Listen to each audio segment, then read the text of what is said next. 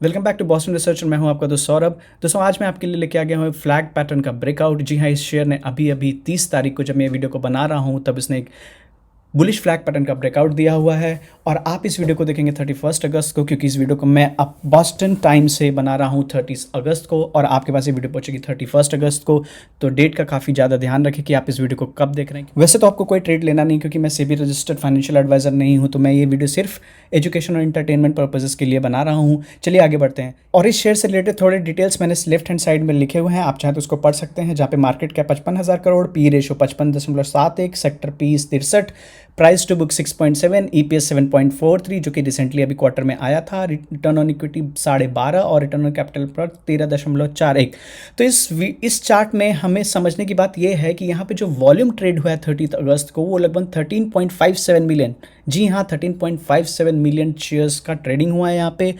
और अगर हम इसमें देखें तो एक बुलिश पैटर्न बन रहा है, बुलिश फ्लैग पैटर्न बन रहा है। तो दोस्तों बुलिश फ्लैग पैटर्न होता क्या है? बुलिश फ्लैग पैटर्न दोस्तों ये होता है कि जब कोई भी शेयर ऊपर की तरफ चल रहा हो, जो कि आप इस ट्रेंड लाइन से देख सकते हैं कि ये शेयर ऊपर की तरफ चल रहा है और इसमें 3 पार्ट होते हैं। पहला होता है फ्लैग पोल, दूसरा होता है ऑसिलेशंस और तीसरा होता है ब्रेकआउट। तो पहला अगर आप फ्लैग पोल के बारे में देखें तो यहाँ पे आपको दिखेगा कि ये 303 से ऊपर 408 410 के आसपास तक गया, वहाँ तक इसने पोल बनाया। और दूसरा उसका जो पार्ट है वो है उसके ऑसिलेशंस, यानी ऑसिलेशंस का मतलब जो रेंज है, रेंज अगर हम यहाँ पे देखें तो ये लगभग 377 से ऊपर 410 के बीच में ऑसिलेट कर रहा था। और कितने दिनों तक ऑसिलेट कर रहा था? लगभग 67 बार्स, यानी टोटल 66 टू 67 ट्रेडिंग डेज तक इसने इसमें ऑसिलेट किया है और अपने सपोर्ट और रेजिस्टेंस के बीच में ही घूम रहा था। और अभी अभी 30 तारीख को वहाँ से ये बाहर निकला है। तो दोस्तों यहाँ पे समझने की तीसरी बात यह है कि जब भी बुलिश फ्लैग पैटर्न बनता है तो उसका जो तीसरा पार्ट होता है वो होता है उसका ब्रेकआउट, जो कि यहाँ पे आ चुका है। और अब आपको यहाँ पे इसमें 2 बातें और समझनी है कि यहाँ पे 2 तरह की एंट्री होती है। जब भी कोई बुलिश फ्लैग पैटर्न बनता है तो उसमें 2 तरह की लगभग एंट्री होती है। पहला होता है एग्रेसिव एंट्री, दूसरा होता है कंजर्वेटिव एंट्री। तो चलिए समझते हैं एग्रेसिव एंट्री क्या होता है। जब भी किसी भी फ्लैग पैटर्न में कोई ब्रेकआउट आता है, अगर जब वो ब्रेकआउट आया अगर उसी टाइम आप उसमें एंट्री कर लेते हैं तो that is called as aggressive entry.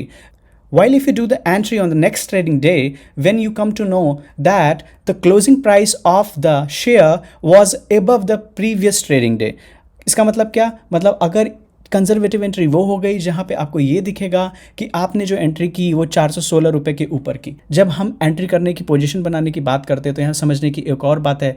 बात वो ये है कि हो सकता है कि यहाँ से ये थोड़ा पुल बैक आ जाए। अब अगर पुल बैक आता है तो ये शेयर जो है हो सकता है 410 के नीचे आ जाए और अगर जिसने भी एंट्री ली थी उसका स्टॉप लॉस हिट हो जाए और वो इस ट्रेड से बाहर निकल जाए। दूसरा, जब भी इसमें पुल बैक आएगा तो वो लोग जो इस शेयर को खरीदना चाहते थे, इसको राइड करना चाहते थे, वो इसमें एंट्री करेंगे। तो जब भी पुल बैक आएगा तो हो सकता है यहाँ पे एक छोटा रेंज और बन जाए और छोटा रेंज का जो सपोर्ट होगा वो पुराना रेजिस्टेंस होगा, यानी 410 रुपये, और वहां से फिर हो सकता है ये शेयर ऊपर की तरफ निकल जाए। दूसरी बात ये भी हो सकती है कि हो सकता है कि ये फॉल्स ब्रेकआउट हो और इसके बाद कंजर्वेटिव एंट्री भी लें या एग्रेसिव एंट्री भी लें, कोई भी तरह की एंट्री लें और ये शेयर वापस नीचे आ जाए और फिर से ब्रेक डाउन हो जाए इसमें, या फिर टाइम डिके हो जाए।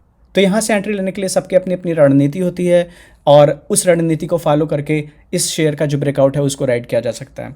हालांकि मैं कोई सभी रजिस्टर्ड फाइनेंशियल एडवाइजर नहीं हूं और ये वीडियो मैं सिर्फ इंटरटेनमेंट और एजुकेशनल पर्पसेस के लिए बना रहा हूं। तो किसी भी तरह का पोजीशन बनाने से पहले अपने सेबी रजिस्टर्ड फाइनेंशियल एडवाइजर से जरूर बात करें, क्योंकि पैसा आपका है और जब पैसा आपका होता है तो लॉस भी आपका ही होता है। और जब ट्रेड कर रहे होते तो खासकर सेबी कहता है कि लगभग 90% लोगों को लॉस होता है। तो keep that in mind that your money is more valuable to you perhaps. Let's move on. तो चलिए ये समझ लेते हैं कि शेयर में टारगेट क्या होगा। जब भी बुलिश फ्लैग पैटर्न का ब्रेकआउट होता है तो उसमें जो टारगेट होता है वो उसके पोल का लगभग 70% होता है। तो चलिए मैं इसको पोल को ऊपर रख देता हूँ और देखता हूँ कि इसका टारगेट निकल के कहाँ आ रहा है। तो यहाँ पे हमको दिख रहा है कि जो इसका टारगेट है वो लगभग 506 रुपये के आसपास है। और जैसा कि मैंने पहले कहा कि इसका लगभग 60 to 80% जब प्राइस आ जाता है, यानी 480 490 रुपये जब आ जाएगा, वही हमारा टारगेट हो जाएगा यहाँ पे। और आपको मैं एक खास बात और बताता हूँ कि ये जो शेयर मैं आपको बता रहा हूँ इस पे अभी अभी जेफरीज ने भी एक रिपोर्ट दी है जहाँ पे उन्होंने अपना टारगेट लगभग 500 रुपये का रखा हुआ है। तो ये एक प्लस पॉइंट है।